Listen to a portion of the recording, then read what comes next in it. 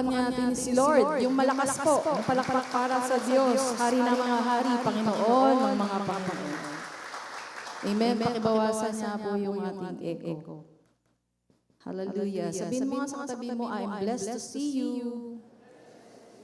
Sabihin mo sa kanya, ang ganda mo ngayon, ang gwapo mo ngayon.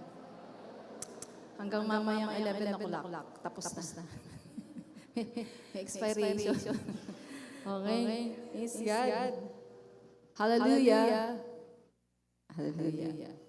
Okay, good morning po at muli po ang ating pong topic today, Exodus. Sino po dito nakabasa na po ng book of Exodus? Sino nakabasa from Genesis to Revelation? Amen. Ang Bible ay binubuo ng 66 books. Alam niyo ba yun? At ang mababasa po natin ang buong Bible kung babasahin natin ito ng 15 minutes a day. 15 minutes a day, mababasa mo po yung Bible, buong Bible. Kaya po, mas maganda, basahin po natin ito. Dahil ito po ang manual ng buhay natin. Makikita natin dito ang mga daan. Amen. Ito po yung mapa para hindi tayo maligaw sa buhay. Amen. Sabihin mo, magbabasa na ako ng Bible. Magmula ngayon. Amen. Kaya po, dapat sa isang taon, mabasa niya po yan. Amen. Okay, so Exodus chapter 15 po tayo. Wala bang itatanggal yung echo? Okay. Dito po, ang itutuloy natin yung istorya ng nakaraang linggo. Yung nakaraang linggo po ay tungkol sa awit ng pagpupuri, pagpasalamat sa hari na nagligtas sa kanila. Amen. Pero dito po magmula sa pagpupuri ay matutungo sa pagrereklamo. No? Sino po may ganun ng pangyayari sa buhay? Masaya ka ngayon, tapos bukas parang malungkot ka na uli. Ngayon, nagpupuri ka, tapos maya-mayang hapon lang, nagrereklamo ka na. Di ba? Ganun. So, makikita natin dito yung istorya ng buhay natin. Ang Exodus, ay makikita natin dito, si Jesus Christ. Dito sa Book of Exodus. Bawat libro sa Biblia, hanapin niyo si Jesus, nandun siya. Because the Bible, is a story about Jesus Christ. Magmula sa Genesis, nandun na. Totoo ba? Nandun na ba si Jesus sa Genesis? Nandun na si Lord. Kanina yung binasa ni Pastor Joel, in the beginning was the Word, and the Word was with God, and the Word was God. Amen. Nandun na po si Jesus sa simula pa lang. Okay, so sila po ay 430 years ang Israelita nabihag saan po sila nabihag? Egypt. Okay. So ito po ay nakaligtas na po sila. Dumaan po sila sa Red Sea. At pagkatapos noon, sa sobrang galak, kumanta sila ng mga pagpupuri sa Panginoon. Diba? Na si Lord ang kanilang warrior. He is the warrior. He is the deliverer. At siya po ang nagtagumpay sa pamagitan ng kanyang malakas na kamay, ng kanyang kapangyarihan. Pero dito po, sa panahon na to, nagreklamo na sila. Pag Sunday, ang sarap magpuri kay Lord. Pagpasok mo ng Monday, pagpunta na sa trabaho mo, punta mo sa bahay mo. Diba, yung mga kung ano na pong makakasalamuhan natin, ma-encounter natin. Pumasok na, may babayaran ka na, bill, kuryente, tubig. Ano pa po ba ang mga kailangan natin? Amen. Tayo ba'y patuloy pa na magtitiwala kay Lord? Patuloy pa rin po ba tayong aawit sa Panginoon? Pag nakita mo ba yung asawa na poging-pogi, masipag, kabaliktaran, magpupuri ka pa kaya kay Lord? Makita mo ba yung mga anak na sobrang bait, sa kabaliktaran din? Magpupuri ka pa kaya sa Panginoon?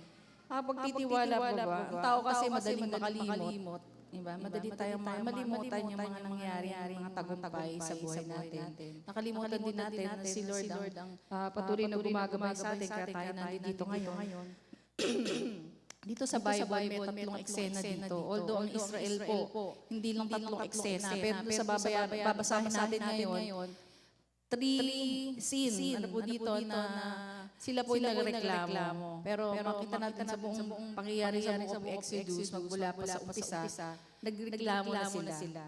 Di ba, noong una humingi sila ng tulong kay Lord, pinadala si Moses Pero nung si Moses po ay napunta na kay Paraon, hindi pinapayagan. Di ba? Ayaw silang payagan. So ano pa sabi? Pinahirapan pa sila lalo, nagreklamo sila.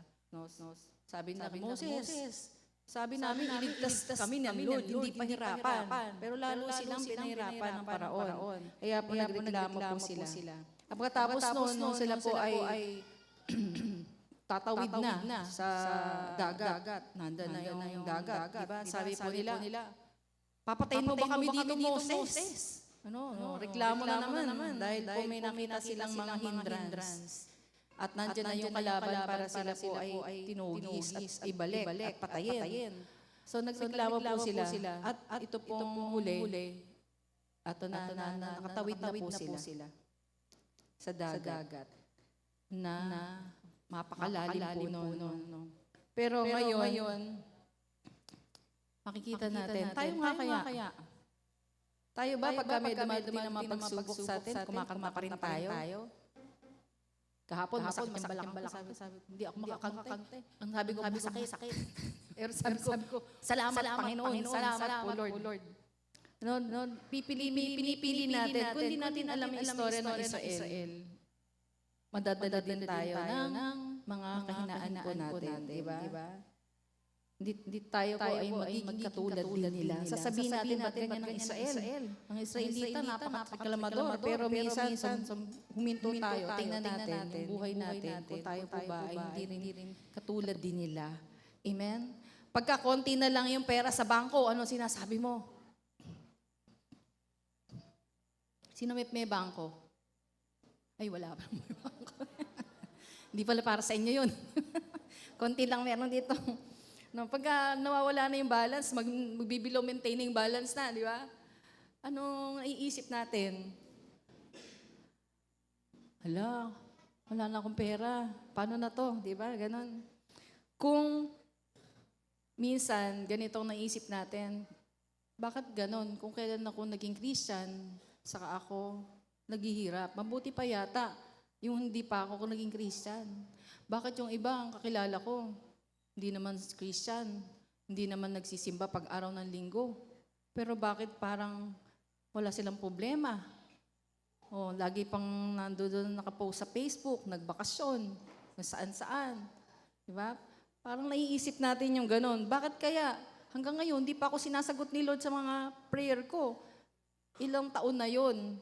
Bakit kaya sila, yung pamilya nila, parang okay. Pero ako, naglilingkod naman ako kay Lord. Active pa nga ako sa ministry. Bakit ganun ang buhay ko? Di ba minsan nagkakaroon po tayo ng ganitong tanong? Sino po nagsasabi? Opo, pastor. Taas nga kamay? Isa lang? Dalawa? Alam niyo, tandaan niyo po, pagka wala na kayong problema, nagpantay na siguro paan nyo noon. 6 feet below the ground. Habang tayo po nabubuhay sa mundo ito, meron tayong mga problem. Amen?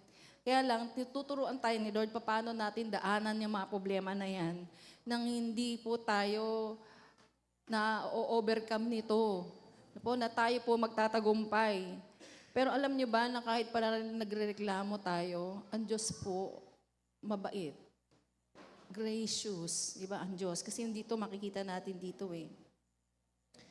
Ano po, yung iba nagtatanong, bakit ganito? Wala pa rin akong trabaho. Hanap na nga ako ng hanap. Diba? Hindi pa ng trabaho. Wala pa rin breakthrough sa pinansyal.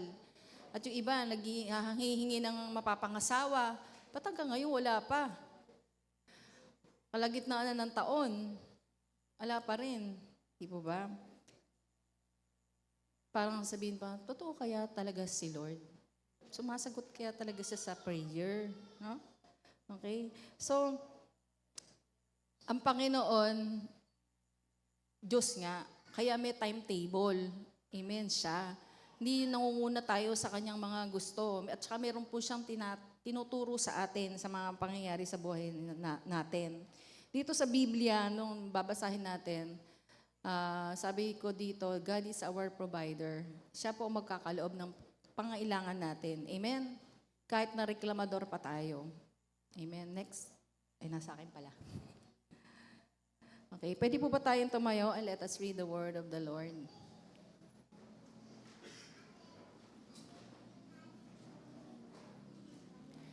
Okay, dito po sa Exodus chapter 15, 22 to 24. 1, 2, 3, go. At dinala ni Moises ang mga Israelita mula sa dagat na pula papunta sa ilang ng shore. Sa loob ng 3 araw, naglakbay sila sa ilang at wala silang makitang tubig. Nang makarating na sila sa Mara, nakakita sila ng tubig, pero hindi nila mainom dahil mapait. Ito ang dahilan kung bakit Mara ang pangalan ng lugar. Dahil dito, nagreklamo ang mga Israelita kay Moises, ano ang iinumin natin? Okay, tayo pa manalangin. O aming Diyos, salamat po sa umagang ito na makatutunghayan muli namin ang iyong mga salita. Panginoon, buksan niyo po ang isipan namin. Tulungan mo kaming maunawaan ito, bigyan mo kami ng spirit of revelation that we can see ourselves, O God, that we may see you and may know you, Lord. Hallelujah. Ang grasya mo, Panginoon, sa amin. At tulungan mo kami magtagumpay sa buhay na ito. Salamat po, pangunahan niyo po ako sa aking pagtuturo. Bigyan niyo po ako ng karunungan, Panginoon. At lahat ng salitang gusto mong mamutawi sa bibig ko, ito po, Panginoon, ang ilagay mo, Panginoon. Basbasan niyo po ang lahat ng mga tenga na makikinig ngayon. Ito po aming panalangin. In Jesus' name, Amen. Amen. Okay po. So, yung unang reklamo, ano po, nakita natin sila dito, nagpunta na sila after po ng nasa dagat, na pula, pumunta sila sa ilang lang shore. Pero hindi sila sure kung saan sila makakakuha po ng tubig. Ano po, nakita ng tubig, pero mapait, mara. Ang ibig sabihin pala ng mara, mapait. Ano po, bitter. So, ang tanong nila, ano iinumin natin? Di ba? Saan ba ka nakarinig ng ganitong word sa New Testament? Sa Matthew chapter 6, tama? Sabi ng Panginoon, yung mga tao sa sanlibutan tinatanong, anong iinumin natin? Anong kakainin natin? Anong dadamitin natin? Di ba? Yan ang mga kinahuhumalingan daw po ng mga tao sa mundo. Amen. Pero dito, papakita ni Lord sa atin, dapat iba ang mga salita natin bilang mga Kristiyano. Amen? So yung unang-una, 3 eksena, walang mainom na tubig. Exodus chapter 15, verse 22 to 27. Pangalawa, walang makain. Pangatlo, walang mainom na naman. Di ba? Mahilig talagang uminom. Sino di niya mahilig uminom? Tubig. Yan, kayo naman, makasabi niyo, pinapatamaan ko naman kayo. Talagang tinatarget ko kayo. Yan. Ano ang tugon ng Diyos sa mga reklamo ng Israel? Ano po? Unang reklamo, uhaw. Sabi niyo nga, uhaw. Uhaw, di ba? Nang makarating sila sa Mara, nakakita sila ng tubig, pero hindi nila ito mainom dahil mapait. Ito ang dahilan kung bakit Mara ang pangalan ng lugar na yon. Dahil dito, nagreklamo ang mga Israelita kay Moses, ano ang iinumin natin? Okay? Tapos sabi dito, kaya humingi ng tulong si Moses sa Panginoon at ipinakita ng Panginoon sa kanya isang putol ng kahoy. Inihagis ito ni Moses sa tubig at nawala ang pait ng tubig. Doon ibinigay ng Panginoon ang tuntunin at kautosang ito para subukin ang katapatan nila sa kanya. Kung susundin ninyo ako ng buong puso, ang Panginoon na iyong Diyos at gagawa ng mabuti sa aking paningin, at susundin ang aking mga kautusan na tuntunin, di ko kayo padadalhan ng mga karamdaman, gaya ng ipinadala ko sa mga Ehipsyo, dahil ako ang Panginoon ang magpapagaling sa inyo. Sa English po dyan, yun yung Jehovah Rapha, I am your healer. Yun ang sabi po ni Lord. So dito po sa istorya nito, nagreklamo sila na walang tubig. Ano po? Nakakita ng tubig pero mapait. Meron kayang mapait na tubig? Bakit kaya nilagay ni Lord dito yung part na to? Hindi lang ang gusto ni Lord i-provide ay pangailangan mo physical, kundi yung spiritual. Ano po? Mapait. Ano ba yung bitter? Alam niyo ba yung sa bahay kubo? Anong gulay ang wala doon? Ang palaya, di ba? Kaya siya naging mapait kasi hindi siya sinamid dun eh. Rejected. Oh, di ba? So ano po yung maging mapait? Meron kang sa loob mo, di ba, na nararamdaman na mga resentment, bitterness, baka wala na yung mga tao na yun, namatay na, pero nananatili pa rin yung pait, di ba, sa ating puso. Yun ang gusto ni Lord dito. Yung kahoy, alam niyo ba yung kahoy na yun na inihagis? Bakit sinabi ni Lord yun? Ano ba yung pinambayad ni Lord sa atin? Saan ba siya namatay? Sa krus. Ano ba yung krus? Kahoy. Di ba? So yung cross ni Jesus yun na nagbayad sa lahat ng ating mga kasalanan para hindi ka na maging mapait. Amen? Tingnan mo yung katabi mo nga. Mapait ba? Kasi kaya hanggang ngayon, alam niyo po, makinig kayo. Meron pa ring makakagawa. Paupuin niyo nga sila dito sa harapan. Yung mga minamahal kong inaanak. Dito kayo. Para sa inyo yung mensahe ngayong umaga. Dito kayo, ayan. So yung mapait, ano yung mapait? Yung may nagawa sa iyong kasalanan, hindi ka makapagpatawad. Yung paulit-ulit na parang kahapon lang nangyari yung kasalanan ng tao na yun sa'yo. Diba? Itong mga Israelita, 430 years na alipin ng Israel. Hindi ko alam kung anong kapaitan meron sila. Diba? Dahil sa sobrang rejected, mababatingin sa kanila, baka ang daming nagkasala po sa kanila doon. Ano po, na minamaliit po sila, inaapi-api sila. Kaya ang gusto po ni Lord, pagalingin, hindi lang yung bibigay yung provision ng physical, kundi yung spiritual need mo. Ano, binayaran ni Jesus sa krus yung ating kasalanan. Siya na po ang nag-suffer ng kasalanan ng asawa mo, kasalanan ng tiyahin mo, kasalanan ng ibang tao sa'yo. Binayaran ni Lord po yun doon sa krus. Kaya dapat tayo, pati kasalanan natin, tumingin ka sa sarili mo, perfect ka ba? Sino perfect? Pagpapatayo na natin ng monumento. Sambahin na natin. Alam perfect. Amen po ba? Kahit yung perfecto ang pangalan, hindi siya perfect. Kahit si perfecta, hindi rin siya perfecta. Lahat tayo po ay mayroong kapintasan at kahinaan. Amen po ba? At tayo din, pinatawad din tayo ng Diyos. Amen? Minsan tayo nakatingin lang sa ibang tao, pero hindi sa atin nakatingin. Si Lord gusto niya tayong pagalingin. Amen? At alam nyo, nung kanila daw po itong nung hinagis po ni Moses, yung tubig, naging matamis. Meron bang tubig na matamis? Ano yun? Sugar water? Tumamis daw naging parang iced tea. Diba? Biruin mo, nasa ilang po sila, matamis yung inom nila, honey water. Yun ang nagagawa ng pag-ibig ni Jesus, ng cross ni Jesus. Amen? Tingnan mo nga sa katabi mo. Dapat di ka bitter. Dapat sweet ka. Amen po ba? Dahil pinatawad ka na ni Lord wala ka mahahanap na perpektong tao sa mundo. Lahat yan may mga dark side, dark past. Amen po ba? Pero pagka dumating si Jesus sa buhay mo, buburahin niya lahat yon. Pinatawad ka niya. At ikaw nang magiging sweetest person in the whole world. Amen po ba? Tingnan mo sa katabi mo, sweet yan Hindi lang alam. Hindi lang alam yung ginawa ni Lord para sa kanya. Sweet. Kayang pag-aralang maging sweet. Amen po ba? Hindi, sasabihin mo, hindi naman ako showy. Hindi ko ako, pwede. Sige nga, katabi mo ba yung asawa mo? Ngayon, hawakan mo kamay. Be intentional. Sabihin mo, I love you. Ang ganda-ganda mo. Hindi ako mabubuhay nang wala ka. Sabihin mo yon.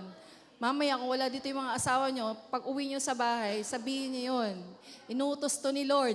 Amen ba? Pag hindi nyo nagawa, nagkakasala kayo. Amen. Praise God. So, God wants you to heal. Amen. Kaya sabi niya dyan, hindi ko papadala sa inyo yung mga sakit na pinadala ko doon sa Ehipto. Ano ba kinalaman doon sa tubig na mapait? Di ba? Nakita niyo po ba yon? Hindi ko ipapadala kasi ang gusto ni Lord talaga tayo gumaling ka. Inside out. Amen? Yan ang gusto ni Lord. Kaya naman tayo nagkakasakit sa physical Nagkakaroon tayo ng sakit sa emotional. Yung tinatawag po na psychosomatic disease. Amen po ba? Kaya tingnan nyo, yung bata walang sakit. Wala naman kasi siyang kagalit. Pag tumanda na yan, dumadami ng problema. At nagkakaroon na ng sakit. Tama po ba? May kinalaman ba yun sa pagtanda? Hindi, may kinalaman dun sa ating state of our heart. Amen po ba? Amen, palakpakan niya natin si Lord. Okay, so after that, dumating sila sa Elim kung saan may dalawang bukal. Alam nyo, si God hindi lang gustong i-provide yung need nila eh. Hindi lang doon sa mapait na tubig. Pagdating nila doon sa Elim, meron daw pong 12 na doon, spring. At merong 70 na puno ng palma. At doon sila nagkampo malapit sa tubig. Dinala sila sa resort ni Lord. Sino dito nakapag-resort na? Ngayong summer. O yung iba, hindi pa. Gusto ni Lord, di ba? Magandang buhay para sa kanila. Amen. Pagka pala ikaw nagpatawad, oy, sabihin mo sa katabi mo, pag ikaw nagpatawad at kinalimutan mo na yung mga kasalanan ng tao sa'yo, ayan, aabot-abutin ka at babahain ka ng pagpapala ng Diyos. Amen ba? Palakpakan nga natin si God. Amen. Alam niyo yung 70, perfect number ni Lord yun eh. Yung 7, tas may 0 pa. Perfect number talaga ni God yan. 12, yung 12 is the number of governance. 12, makita nyo, nasa relo, 12. Nasa kalendar, 12. Diba? 12 months. Kasi yung perfect po yun ng pamamalakad ng Panginoon sa buhay mo. Amen po ba? Kung sino gusto dito, si Lord na mamalakad sa buhay mo. Amen. Kaya wag ka na maging bitter. Surrender everything to the Lord. Amen? Amen. Papagalingin ka niya sa lahat. Sabi dito sa John 4:14, pero ang sino mang iinom ng tubig na ibibigay ko ay hindi na muling mauuhaw. Dahil ang tubig na ibibigay ko ay magiging tulad ng isang bukal sa loob niya na nagbibigay ng buhay na walang hanggan. Amen? Yun ang sinasabi po ni Lord. Sino bang kausap po dyan yan? Yung Samaritan woman. Nandun sila sa may balon. Kinausap ni Jesus. Diba? Yung babae kasi na yun, makasalanan. 5 na daw ang naging asawa. Pero pinuntahan ni Jesus at minahal ni Lord. Amen? Kaya tingnan mo ngayon katabi mo, ilang beses naman nagkasala sa'yo. Pero dapat minamahal pa rin. Amen? Yun yung tubig daw na nasa atin, bukal sa ating loob. Sino, nananampalataya ka ba kay Lord? Di ba ano ba yung tubig? Nagbibigay ng refreshment. Hindi yung tubig na mapait. Ano ba yung tubig na mapait? Yung ugali natin, pag naalala mo yung kasalanan sa'yo, nagpumapait ka. Amen? Huwag ganun. Ang dapat na nagbibigay, ang tubig na nasa atin, nagbibigay ng buhay. Amen po ba? Nagbibigay ng kalakasan. Amen? Sabihin mo sa katabi mo, I love you with the love of Jesus. Amen. Kasi hindi mo kaya magmahal pag sa'yo lang. Kasama mo dapat si Lord. Amen. Yung pangalawang reklamo. Ano nga yung pangalawang reklamo? Yung una, uhaw. Ngayon, gutom. Sino dito nagugutom? Sino nakaranas magutom? Fasting tayo, karanasan yung magutom. Kasi ayaw niyong tumigil ng kakakain, di ba? May pang umaga, may pang snack ng umaga, may tanghali, may snack ng hapon, may dinner, mayroong pang midnight snack. Kaya hindi kayo nagugutom. Pero dito talaga ang mga Israelita nagutom. Bakit? Kasi matagal na sila naglalakbay. Basahin natin, mga kalalakihan. 1, 2, 3, go!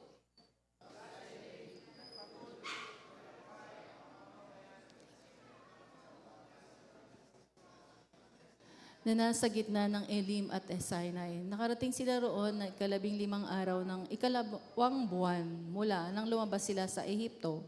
Doon sa ilang nagreklamo ang lahat ng mga Israelita kina Moses at Aaron. Sinabi nila, mabuti pang pinatay na lang kami ng Panginoon sa Ehipto. Doon kami, kahit paano nakakakain kami ng karne at ng lahat ng pagkain na gusto namin. Pero dinala nyo kami rito sa ilang para patayin lahat sa gutom. Yan. Naalala nila yung eat all you can nila doon sa sa Egypt. 'Di ba? Ilang buwan na po sila nasa gitna ilim. Nakarating sa doon, ika-15 araw ng ikalawang buwan. So, 1.5 month na, no, na sila po ay nakalabas from Egypt. Baka yung supply nila, ubus na. Gano'n ba tinatagal ng mga daladala nilang supply? Baka kaya po talagang ubus na yung kanilang pagkain, nagutom na po sila. At nagreklamo po sila. Amen? Sino dito nagrereklamo pag wala na laman yung bigasan? Tapos nakikita mo lahat yung mga pagkukulang ng mga kasama mo sa bahay. Hindi sila yung source ng supply. Amen po ba? Kahit na responsibility ba ng mga anak na mag-provide sa mga magulang?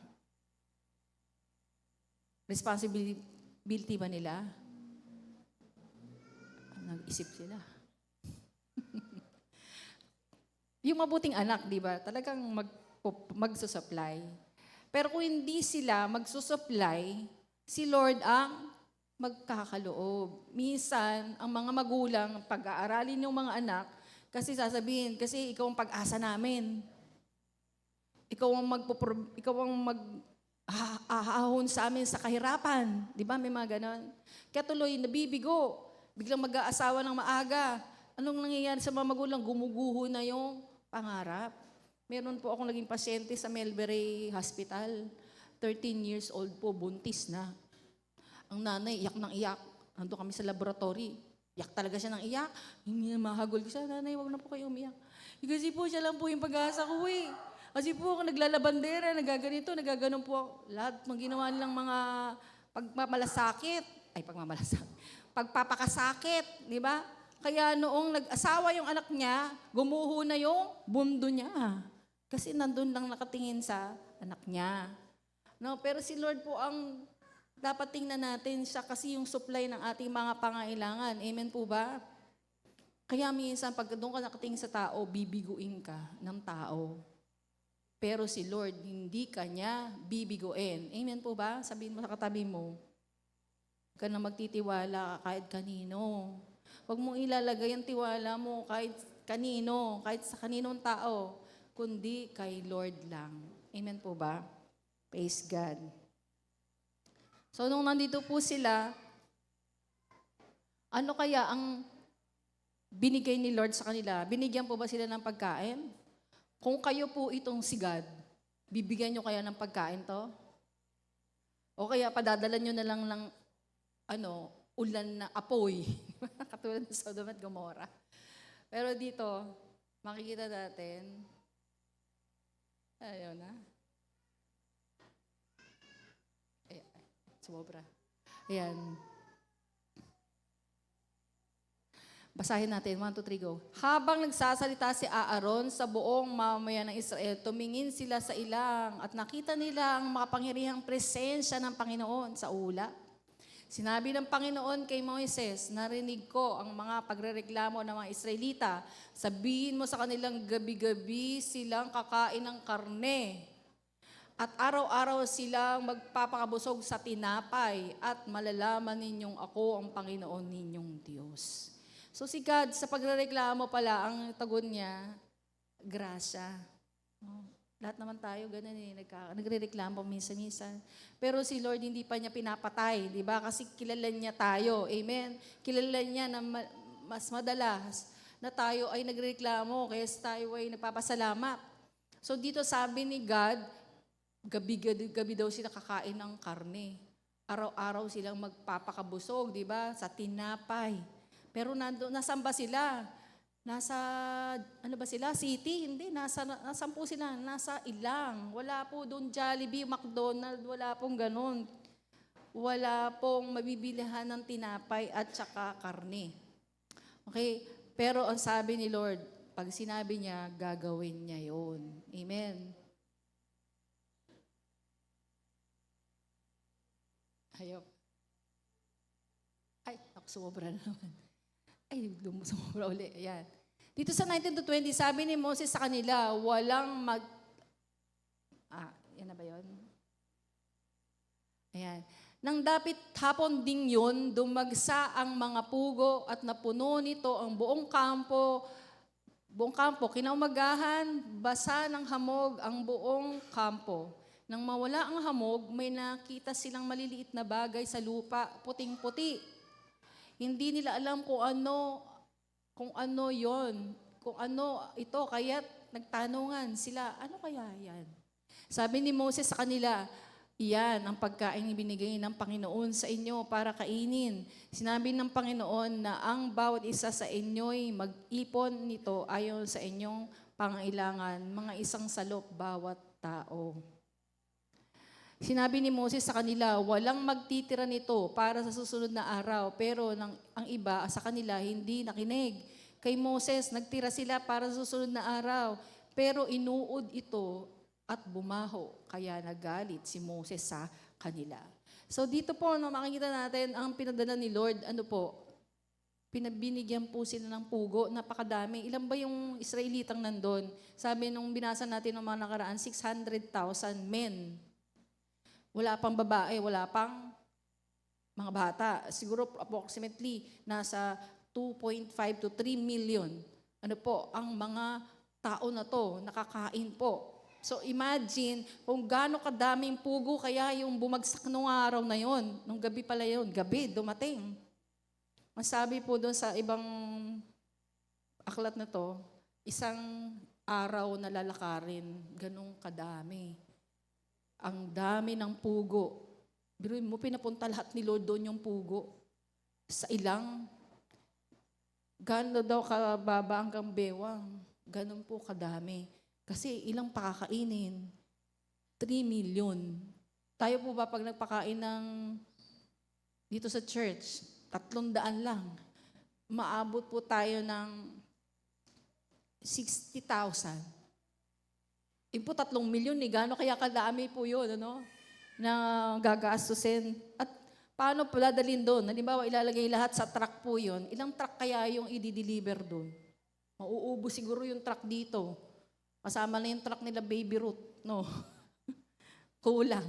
Para maihatid po yung gano'ng kadaming pugo sa ilang.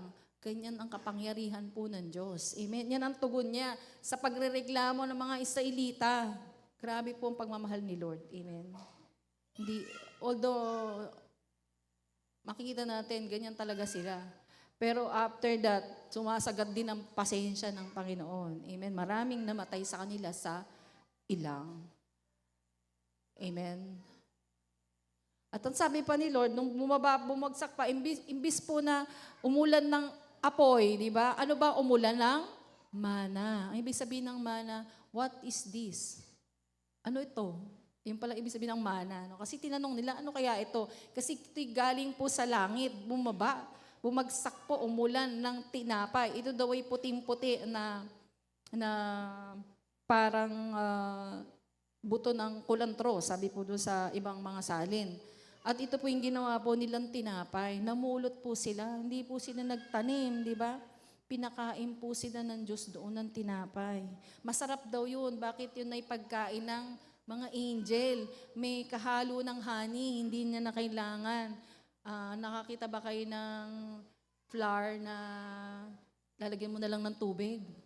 Ma'am, halo-halo na doon. Meron ng itlog doon, meron ng gatas doon, meron ng honey doon. Ganun po yung binigay ni God sa kanila. Amen? Kaya sabihin mo sa katabi mo, ikaw ba? May pangangailangan kay Lord? No, ipoprovide po niya ang ating mga pangangailangan. Amen po ba? Hindi ka niya gugutumin. Si Lord po ang pagkain, the bread of life, si Jesus Christ. Amen. Na bumaba galing sa langit para po isatisfy not only our craving for physical food, siya po ang nakasatisfy ng ating spiritual na hunger, na kahit kanino hindi mo matatagpuan. Amen. So ito po nangyari. Tuwing umaga nangungo ang bawat isa ayon sa kanilang kailangan. Kapag uminit na, natutunaw ng pagkain. hindi nila nakukuha. Sa ika-6 na araw, doble ang kanilang kinukuha. Mga 2 salop bawat tao. Kaya kumuha ang mga pinuno ng mamamayan ng Israel kay pumunta sila, ang mga pinuno ng mamamayan ng Israel kay Moses, nagtanong kung bakit doble. Sabi ni Moses sa kanila, inutos ng Panginoon, magpahinga kayo bukas dahil araw ng pamamahinga. Na banal na araw para sa Panginoon. Kaya lutuin ninyo ang gusto nyong lutuin at ilaga ang gusto nyong ilaga, ang matitira ay ilaan para bukas. Kaya itinda na nila ito para sa susunod na araw, ayon sa iunos ni Moses, ang sumunod na araw ay hindi ito inuod o bumaho. So yung mga unang nilang kinuha na nung sumobra, kinabukasan, inuod, bumaho. Pero ito, yung sinabi ni Lord, pang-6 na araw, hindi kayo, ay kumuha kayo ng double. Bakit? Kasi kinabukasan, araw ng pamamahinga, hindi pwedeng lumabas para kumuha. Dahil walang malalaglag na mana. Okay, so sila, sumunod ba? Yung una nga, hindi sumunod eh. Dito rin, hindi rin sila sumunod. Tapos nagtatanong, kasi gusto ni Lord ikaw mamamahinga. Amen po ba? Bakit ang mga Israelita sa Egypt ay alipin, 24/7, hindi sila nagpapahinga. Pero si Lord gusto sila magpahinga. Amen po ba? Kaya nga pag araw ng linggo, gusto ni Lord, tayo nandito sa church. Dapat tayo ay sumasamba sa Kanya, namamahinga tayo sa presensya ng Panginoon. Ang araw ng linggo po ay araw po ng pananampalataya na nagtitiwala ka na si Lord ang magpo-provide. Kahit na araw ng linggo, kung kailan maraming customer, kung kailan maraming pasahero, di ba? Hindi ka mamamasada. Ayun po, nagtitiwala tayo that God will supply all our needs. He is our Jehovah Jireh. Ayun, ang pag-araw linggo ay pagpapakita ng pagtitiwala kay Lord. No, na hindi tayo mangangamba. Ang Diyos po o magkakaloob, dodoblihin niya, amen, ang mga pagpapala sa iyo pagka inonor mo siya. Amen. Ano ba sabi sa Matthew 6:33? Seek ye first the kingdom of God and His righteousness, and all these things shall be added to you. Amen. Ito ay gusto ni Lord na magpahinga ka, wag puro trabaho. Sabihin mo sa tabi mo, mahal ka ni Lord. Gusto nagpapahinga. Hindi yung pag-araw ng linggo, doon ka maglalaba. Diba? Amen. Gusto ni Lord na mamahinga ka, nandito. Kaya nga pina-aircon nga ni Lord tong church eh. Para nga dito, okay lang na nandiyan ka. Kahit matulog ka. Gusto mo ba matulog? Kasi gusto ni Lord nagpahinga ka eh. Matulog ka. Sino puyat? Kagawi. Pwede ka matulog. Kaya sabi ay puyat ako eh. Walang excuse kasi pwede dito matulog. Amen ba? Kasi kahapon nag-swimming ka, napagod ka. Pumunta ka dito sa church, magpahinga ka. Amen. Hindi, magpapahinga ka sa bahay. Dito ang pahinga sa Panginoon. Amen po ba? Kasi yun ang pagpapakita na ino-honor mo talaga siya. Kasi sino ba nag-provide sa'yo ng pan-swimming mo kahapon? Si Lord. Amen? Sabihin mo sa katabi mo, ikaw yata yung topic ngayon. Yeah. Kasi ito ay matinding biyaya. Gusto kasi ni Lord ikaw talaga i-bless. Kaya pumunta tayo dito pag araw ng Sunday. Amen po ba? Amen. Tapos dito sa Exodus 13, basahin po ng mga babae. 1, 2, 3, go. Tinawag naman ng mga Israelita ang pagkain para itong maliliit at mapuputing buto at matamis, kagaya ng manipis na tinapay na may pulot. Sinabi sa kanila ni Moises, ipinag-utos ng Panginoon na magtago kayo ng isang salop na mana para mas susunod na mga henerasyon, para makita nila ang pagkaing binigay ko sa inyo sa ilang nang inilabas ko kayo sa Ehipto. Amen? So yung mana, ipinatago pa, nilagay sa isang jar, inilagay doon sa loob ng Ark of the Covenant. Bakit po 40 years to? Na kinakain po nila doon sa ilang 40 years, araw-araw, bumabagsak po yung walang palya. Ano po, nung tumigil lang po ito, nung sila po tumawid na sa lupang pangako at kumain na sila ng mga inani doon sa lugar na yon.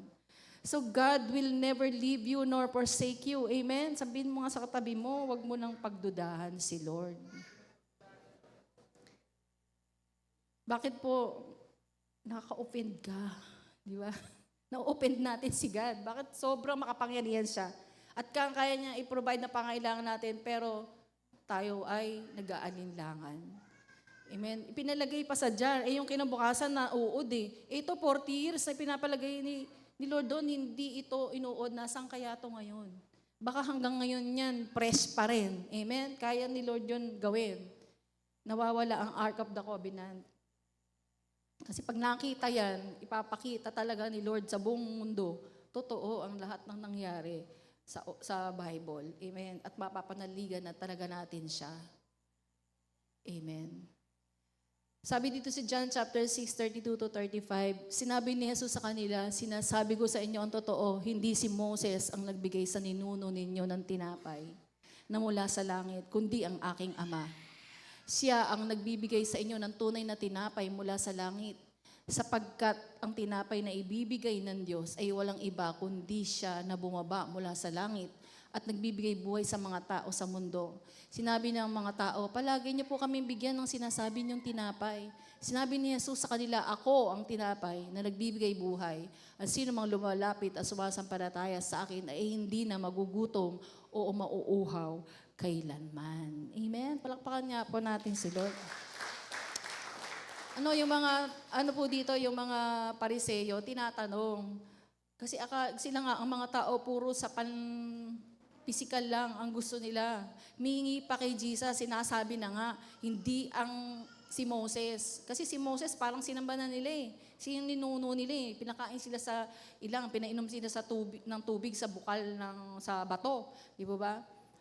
Pero dito, sinasabi niya, siya ang tinapay na nagbibigay ng buhay. Hindi yung buhay lang dito sa physical, kundi ang buhay na walang hanggan. Both, ang kayang ibigay ni Lord sa'yo. Kaya kanyang pagpalaing physically. And He can also bless you spiritually. Sa oras na tinanggap mo si Jesus, nagsimula yung buhay na walang hanggan.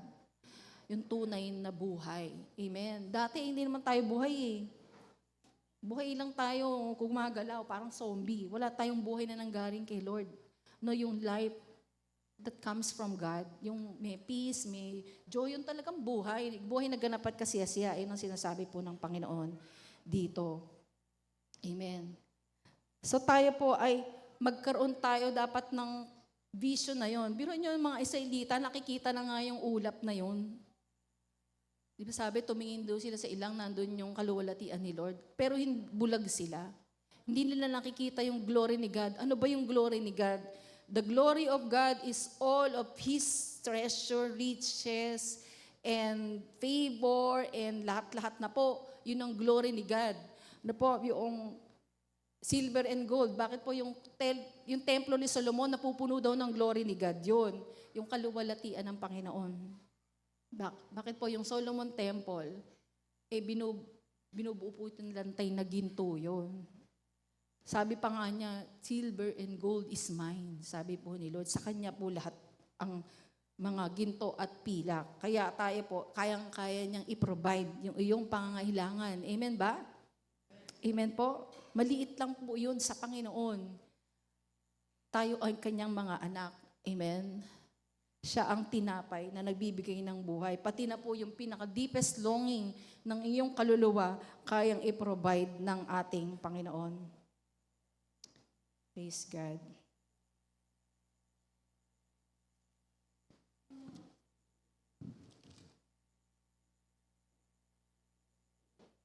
Pangatlong reklamo. Ano ba pangatlong reklamo? Yung tubig uli, nauhaw uli. Diba? Bakit pa ulit? Diba? Yung sa tubig. Kasi pinapakita dito ni Lord, tayo din. Minsan, pinrovide na yung pangailangan mo, pero yung pagrereklamo, pagka eto na naman, meron na naman the same problem, nakakalimutan mo na ipinrovide ni Lord yung naunang problema mo. Amen? Kaya pinapakita dito ng Panginoon ito. At saka may significance po ito. Sabi sa Exodus 17, 1-3, sa utos ng Panginoon, umalis ang buong mamamayan ng Israel sa ilang ng Zin at nagpatuloy sa paglalakbay. Nagpalipat-lipat sila ng lugar. Nagkampo sila sa Repidim.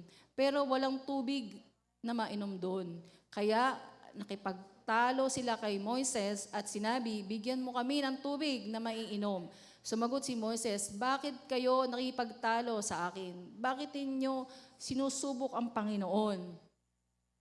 Pero uhaw na uhaw ang mga tao ron, kaya patuloy na pagrereklamo nila kay Moses, bakit mo pa kami inilabas sa Ehipto? Mamamatay din lang pala kami rito sa uhaw, pati na ang mga anak at mga hayop namin. Okay, so dito po talagang galit na galit yung mga tao kasi ilang araw na hindi po sila nakakainom. Kayo po dito, pagka hindi kayo nakainom ng isang araw, okay pa ba kayo? Uhaw na kayo, lalo ngayon mainit. Isa na po 3 araw. So tayo po, di ba, ang sarap po, maganda ang mood natin pagka tayo po ay walang problema. Tama po? Pero pag may problema ka na, pag kinausap ka lang ng asawa mo, may tinanong, galit ka agad. Amen ba? Tama? Nakaka-apekto yun, di ba, sa ating mga karakter, di ba, sa ating yung mood po natin. Dito din yun mga Israelita ganito eh. Galit na galit na gusto nang batuhin na nila si Moses. Pero ang sabi po ni Moses, bakit nyo kayo sa akin nagagalit? Bakit nyo sinusubok ang Diyos? Sa totoo lang, di ba? Sino ba nagdala sa kanila doon sa ilang? Si Lord. Kaya kung nagrereklamo sila, hindi sila kay Moses nagrereklamo, kundi kay God. Amen po ba? Kung tingnan nyo yung katabi mo ba yung asawa mo dyan? Di ba ikaw naman pumili niyan? Amen ba? O tapos nung nagkakaproblema kayo, sino ba sinisisi mo? Sabi ni Lord, ako ba ang pumili niyan? Hindi naman akong pumili. Amen. Ikaw naman, pinaglalaban mo pa kahit harang ka pa ng sibat. O, tingnan mo nga, isipin mo nga, o yung mga lalaki, di ba niligawan mo yung katabi mo na yan? Niligawan mo ba? Hindi po eh, napikot po ako. Pero man ganon. Wala, di ba?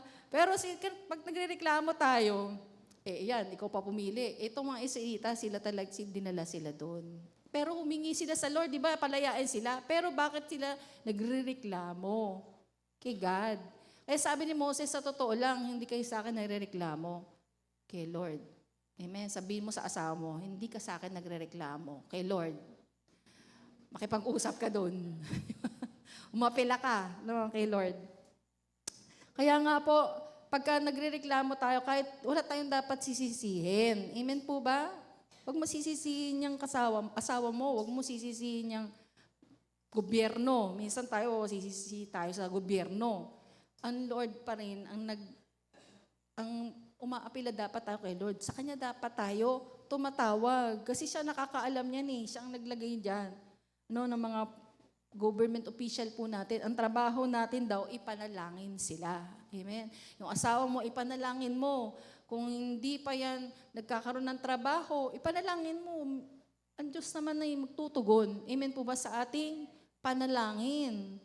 At saka ideklara mo ng bibig mo, huwag pagrereklamo. Amen po ba? Sabihin mo, ang asawa ko ang pinakamabait sa lahat. Pinakamasipag. Salamat po, Panginoon. O, dito tuwa si Lord, di ba?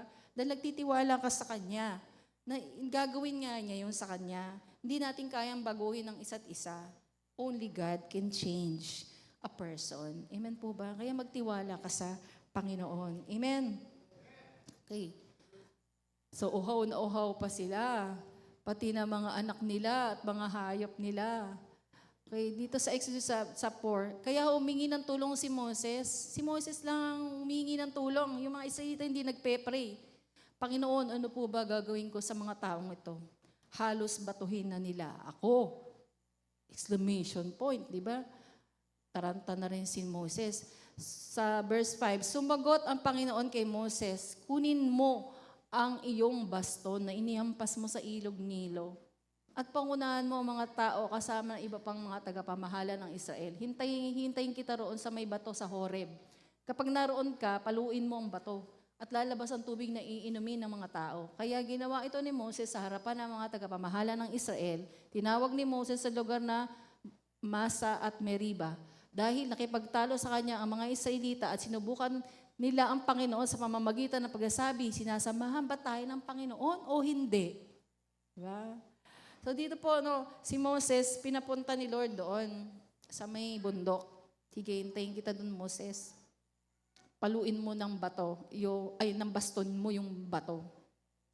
Dito po, makikita natin, 2 beses kasi nangyari. Yung una, ito, pinapapalo talaga ni God. Pero yung pangalawa, ayaw ni Lord ipapalo. Sabi lang kausapin. Pero dahil yung unang miracle ganito, inulit ni Moses. Ba? At saka medyo galit na galit na si Moses noon. Nawala na rin ang pasensya niya ng pangalawa. Diba? All throughout the history po ng wilderness, talagang hindi nagbago ang katigasan ng ulo ng mga Israelita. Okay, so dito po, merong kaso, di ba? Hindi nilalatag ang mga Israelita. Kaya ang Panginoon, nandoon sila, sige, sabi nga no, pakikakatagpuin ko kayo doon. Yung bato, sino ba yung bato? Di ba yung bato na sinasabi natin, si Jesus Christ? Amen, si Lord, pinapalo niya kay Moses yung bato. Diba? Ano ba ang nangyari kay Jesus Christ? Di ba siya ay hinagupit din? Amen? Nagdusa po siya para sa ating kaligtasan, para matubos po tayo sa ating pong mga kasalanan. So dito po, pinapakita kung ano yung mangyayari kay Lord. No? Pero yun na tugon ng Panginoon saan? Sa mga taong makasalanan. Sabi sa Romans chapter 5 verse 8, while we were still sinners, Christ died for us. Diba? Kahit nung tayo reklamador pa, nung tayo, alam niyo ba sa Panginoon yung pagrereklamo, kasing sama po yun ang pagre-rebelde eh. Nagre-rebelde ka sa Kanya. At yung pagre-rebelde, kasing sama po yun ng pangkukulam. Ano? Kay Lord. Yung pagre-rebelde po sa Kanya. Okay, doon yung makasalanan natin, doon makasalanan pa tayo, namatay si Jesus para sa atin. Nagdusa po siya na parang isang makasalanan. Amen. Pero ano pa sabi po nila? Sinasamahan pa ba tayo ng Panginoon o hindi? Diba? Minsan may mga ganun tayong tanong eh. Kasama mo, Lord, kasama mo pa ba namin ikaw? Sinasamahan pa ba kami? Ano po? Si Jesus po yung rock, sabi po dito sa 1 Corinthians. 1 Corinthians chapter 10, verse 3 to 4. Basahin natin. Kumain silang lahat ng pagkain mula sa Diyos at uminom din silang lahat ng inuming ibinigay niya. Dahil uminom sila ng tubig na pinaagos ng Diyos mula sa bato. Ang batong iyon na sumama sa kanila ay walang iba kundi si Kristo. Amen. Kasama pala nila doon si Lord sa ilang. Si Lord kasama natin ngayon. Amen. Hindi kanya iniiwan. At sa bawat pagrereklamo natin sa Kanya, ang tugon niya po, biyaya. Sabihin niyo nga biyaya. Grace, di ba? Grace. Grasya. Ano po itinutugon ng Panginoon sa atin? Sabi sa Isaiah 53, di ba? Pinahintulutan ng Diyos na siya ay bugbugin dahil sa ating mga kasalanan. At sa Kanyang mga latay at mga sugat, tayo ay nagsigaling. Amen? So God is going to heal you. He is the rock. He is our salvation. He is our healer. He is everything that we need. Amen po ba? Palakpakan nga po natin ang Panginoon. So, paano ba natin mababago yung puso na to? Di ba? Katulad din tayo ng Israelita. Amen? May kasalanan din tayo kay Lord. Anong dapat nating isagawa para mabago ang puso na mapagreklamo?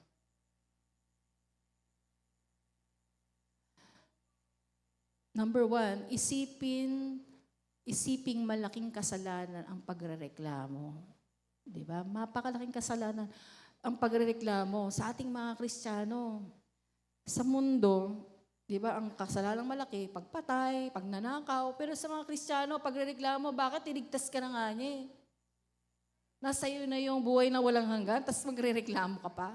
Ang sabi po sa Romans chapter 8, di ba? Ibinigay niya ang kanya-kanyang kaisa-isang anak. Hindi kaya niya maibigay yung lahat ng bagay kasama ng kanyang anak? No, kung naibigay daw ni God, si Jesus Christ para sa atin, hindi kaya niya maibibigay ang lahat ng bagay kasama ng anak niya na si Jesus Christ. Si Jesus ang kaisa-isang anak ng Diyos. He is the treasure of heaven. He is the King of kings and the Lord of lords. At ibinigay para po tayo ay iligtas. Kaya wag nating pagdududahan na hindi kayang ibigay ng Diyos ang lahat ng ating pangailangan. Amen po ba? Kaya dapat nang lumubog sa bibig natin, salamat Panginoon. Sabihin niya po, 1, 2, 3, go. Salamat Panginoon. In good times, in bad times, magpasalamat. Kami ng asawa ko, pag nag-aaway kami, dati masama pakiramdam ko. Nag-aaway kami. Pero nung nalaman ko yung pasalamat mo sa lahat, ang pangyayari, sabi ko, salamat po Lord. Masaya na ako, di ba? Nagsalamat po, nag-aaway kami. Nalaman namin yung hindi namin pinagkakasunduan. Pag-aralan nyo. Kaya kayo nag-aaway kasi merong hindi kayo pinagkakasunduan. Pero pag nag-aaway kayo, sasabihin niya, yung hindi niya masabi noong hindi siya galit. Amen ba? At ikaw din naman, hindi mo masabi. Ngayon, nasabi mo. Oh, salamat po Lord, nasabi ko. Diba? At pag nagpasalamat ka, God will work it out. Amen? At kailangan din naman, marunong tayong humingi ng tawad. Amen? Kasi may mga sakit na mga masasabi tayo eh. Pagka tayo ay galit. Noong panahon po na yon, pagka pala ikaw dumanas po ng pain, ng betrayal, ang hirap ibalik yung tiwala. Ano? Madalas po akong sinusumpong kahit wala nang ginagawa yung asawa kong mali. Eh sabi ng asawa ko, ay ikaw na may problema niyan. Kinakampihan mo na si Satanas. Sabi, kasi lagi akong paalala ng paalala. Bakit mo ginawa sa akin yan? Bakit mo ginawa sa akin yan? Tapos na nga yun eh. Kaya nasa akin na yung aking problema. Nagre-reklamo ko over a spilled milk na hindi mo na kaya mo pa bang ipunin yun? Ilagay uli sa baso at inumin? Diba natapon na eh. Anong dapat natin gawin? Mag-move on. Sabihin mo sa katabi, move on. Tsaka lagi natin sabihin, today is different from yesterday. Yesterday ended last night. Lagi kong sinasabi yun, araw-araw, yesterday ended last night. Today is a different day. Today is different. Sabi ko, merong magandang gagawin ang Diyos ngayong araw na to. Amen? Kasi pagka tayo lingon ng lingon, hindi ka makakarating doon sa magandang plano ng Diyos sa iyong buhay. Amen po ba? Sabihin mo sa katabi mo, move on na. Amen ba? Move on. Kasi may bagong gagawin ng Diyos sa iyong buhay. Amen? Huwag ka maging bitter. Amen? Huwag mara. Amen ba? Okay. Pangalawa po, yung pagrereklamo pala, una, masama yung kasalanan. Kaya huwag tayo magrereklamo. Na-offend si God. Di ba? Kung kayo po, ang pinakamayamang tatay sa lugar niyo, tas yung anak niyo, reklamo na reklamo. Di ba maiinis kayo doon? Tayo po, kay Kristo, lahat ng pangailangan natin binigay niya. Ano po? Para kang bumili ng bahay na furnish. Nandun na lahat. Si Lord nga, hindi lang furnish pati laman ng rep nandun. No. Kasi yun ang inheritance natin bilang tayo mga anak ng Diyos. Amen. Pangalawa po, pagtiwalaan natin at nasapat si Kristo para sa lahat ng pangailangan natin. Sabi sa Philippians chapter 4:19, at dahil kayo'y na kay Kristo Jesus, ibibigay sa inyo ng aking Diyos ang lahat ng pangangailangan ninyo mula sa kasaganaan ng kayamanan niya. Out of His abundance, He will supply all your needs. Amen. Pangatlo,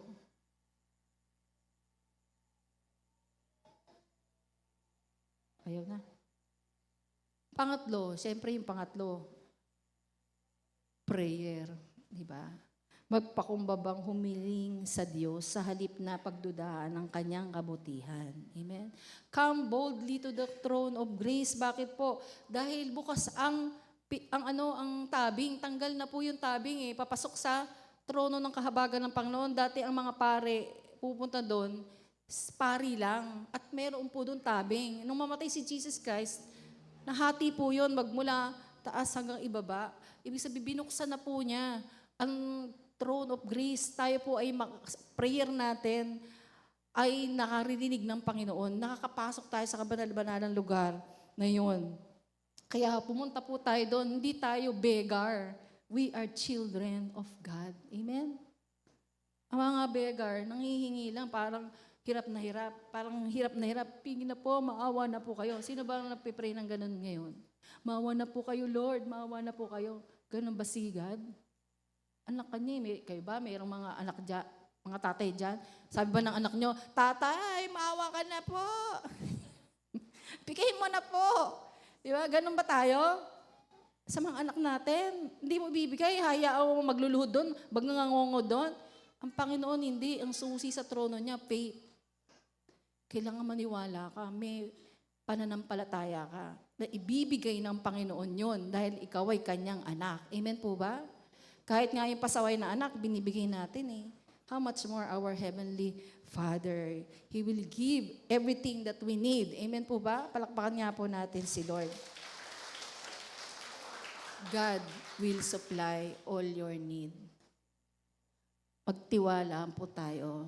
Sabi dito sa Philippians chapter 4:6-7, huwag kayong mag-alala sa anumang bagay. Sa halip, ilapit sa Diyos ang lahat ng pangailangan ninyo sa pamamagitan ng panalangin may pasasalamat. Kapag ginawa nyo ito, bibigyan kayo ng Diyos ng kapayapaan na siyang mag-iingat sa puso ninyo at pag-iisip dahil kayo'y nakay Kristo Jesus. At ang kapayapaang ito ay hindi kayang unawain ng tao. Amen? When we pray to the Lord, bibigyan niya tayo ng peace. Yung need natin, yung problem nandiyan pa. Pero nung unang-unang binibigay niya, kapayapaan ng isipan, puso. Pag napayapaan ng isipan mo, magkakaroon ka na ng kaliwanagan. Amen?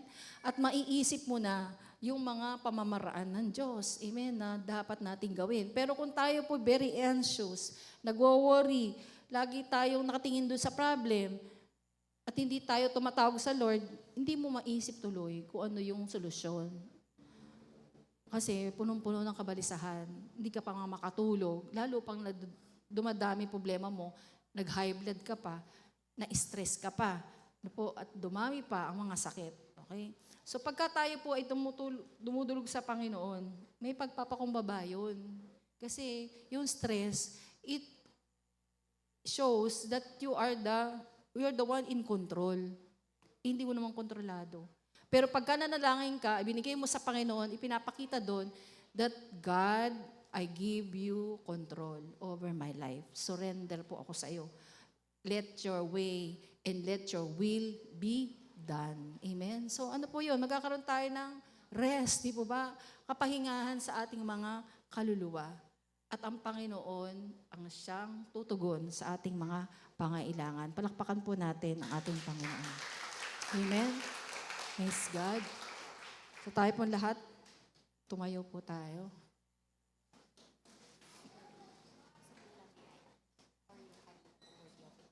Yun lang. Amen.